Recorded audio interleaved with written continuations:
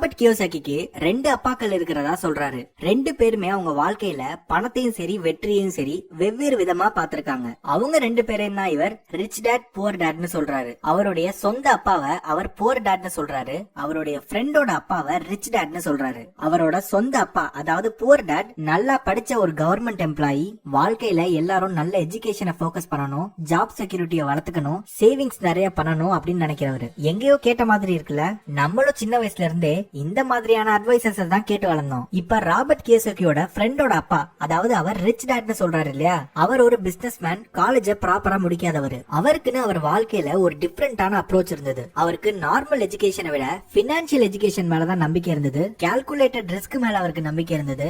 Investments பண்றது மூலியமாவும் சொந்த business பண்றது மூலியமாவும் தான் வெல்த் ப்ராப்பரா பில்ட் பண்ண முடியும்னு நம்பினாரு. இப்போ எப்படி இந்த ரெண்டு அப்பாக்களோட நம்பிக்கைகளும் ராபர்ட் கியோசாகியோட வாழ்க்கையை மாத்துச்சுன்றத பாப்போம். ரிச் டேட் அவர்கிட்ட சொன்ன ஒரு விஷயம், பினான்சியல் இண்டிபெண்டன்ஸ்ன்றது நல்ல சம்பளம் வாங்குற ஒரு வேலையில இருக்கிறதுனாலயோ பெரிய காலேஜ்ல ஒரு டிகிரி முடிக்கிறதுனாலயோ கிடைச்சிடாது. பணம்ன்றது எப்படி வேலை செய்யுது அப்படின்றத தெரிஞ்சுக்கிறது மூலியமாவும், பணத்தை எப்படி நமக்கு வேலை செய்ய வைக்கிறது அப்படின்றத தெரிஞ்சுக்கிறது மூலியமாவும் தான் இந்த பினான்சியல் இண்டிபெண்டன்ஸை நம்ம அச்சீவ் பண்ண முடியும்னு சொல்றாரு. நம்ம ஊர்கள்லயுமே இந்த புவர் டேடோட அப்ரோச்சை தான் நம்ம மோஸ்ட்லி எல்லாருமே ஃபாலோ பண்றோம். பினான்சியல் எஜுகேஷன்ன்றதே ரொம்ப கம்மியான நபர்களுக்கு தான் போய் சேருது. அதனாலே நிறைய middle class families wealth building ஆப்பர்ச்சுனிட்டிஸை விட்டுறாங்க.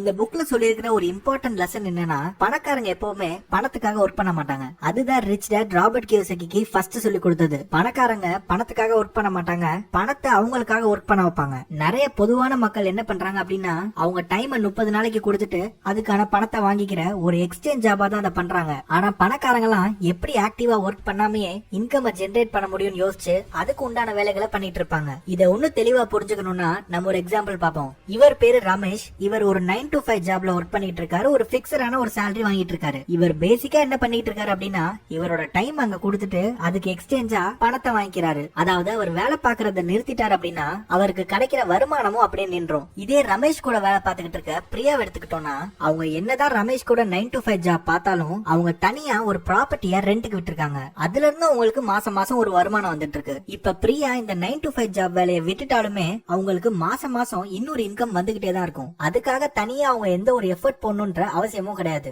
இந்த மாதிரி தான் பணக்காரங்க எல்லாம் பணத்தை அவங்களுக்காக வேலை செய்ய வைக்கிறாங்க. இதே மாதிரியான நிறைய இன்கம் ஸ்ட்ரீம் அவங்க உருவாக்குவாங்க. அதனால அவங்க டெய்லி அவங்களோட ஃபுல் எஃபர்ட்டை போட்டு அவங்க சம்பாதிக்கணும்ன்ற அவசியம் அவங்களுக்கு இல்லாம போகும்.